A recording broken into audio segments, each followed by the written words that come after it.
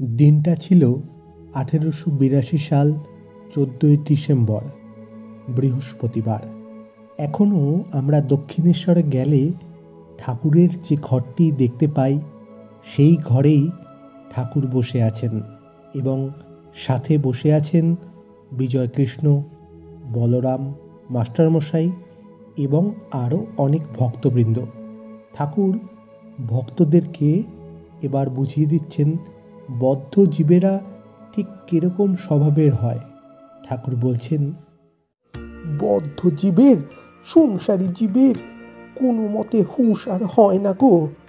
এত দুঃখ, এত দাগা পায়, এত বিপদে পড়ে, তবুও চৈতন্য হয় না। উট কাটা ঘাস খেতে বড় ভালোবাসে, কিন্তু যত খায় মুখ দিয়ে রক্ত তত দরদর করে পড়তে থাকে গো। তবুও সেই কাটা ঘাসই খাবে, ছাড়বে না। সংসারী লোক এত শোকতাপ পায়, তবু কিছুদিনের পর সেই যেমন তেমনই হয়ে যায় গো। এই বলে ঠাকুর খুব সুন্দর করে বদ্ধজীবীদের স্বভাব ভক্তদেরকে বুঝিয়ে দিলেন। এরপরে বদ্ধজীবীদের একটি লক্ষণ ঠাকুর আরও একটি উদাহরণ টেনে এনে বুঝিয়ে দিচ্ছেন। ঠাকুর বলছেন, বদ্ধজীবীদের আর একটি লক্ষণ আছে। তাকে যদি সংসার থেকে সরিয়ে ভালো জায়গায় রাখা যায়, তাহলে হেদিয়ে হেদিয়ে মারা যায় গো। বিষ্ঠার পোকা বিষ্ঠাতেই বেশ আনন্দে থাকে, ওইতেই বেশ হৃষ্টপুষ্ট হয় গো। যদি সেই পোকাকে ভাতের হাঁড়িতে রাখো, তাহলে মরে যাবে গো।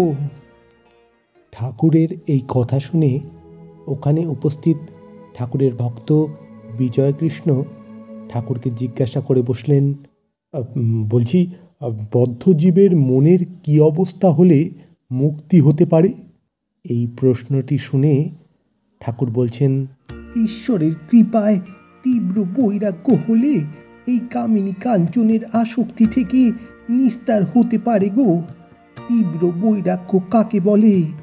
যার তীব্র বৈরাগ্য হয়, সে ভগবান ভিন্ন আর কিছু চায় না গো। তার প্রাণ ভগবানের জন্য ব্যাকুল হয়। মার প্রাণ যেমন পেটের ছেলের জন্য ব্যাকুল হয়, সেই রকম সংসারকে সে পাতকুয়ো দেখে গো। তার মনে হয় এই বুঝি ডুবে গেলুম। আত্মীয়দের দেখে কাল সাপ, তাদের কাছ থেকে পালাতে ইচ্ছে হয়, আর পালায়ও। আজ এইটুকুই, আবার দেখা হবে পরবর্তী পর্বে। ধন্যবাদ।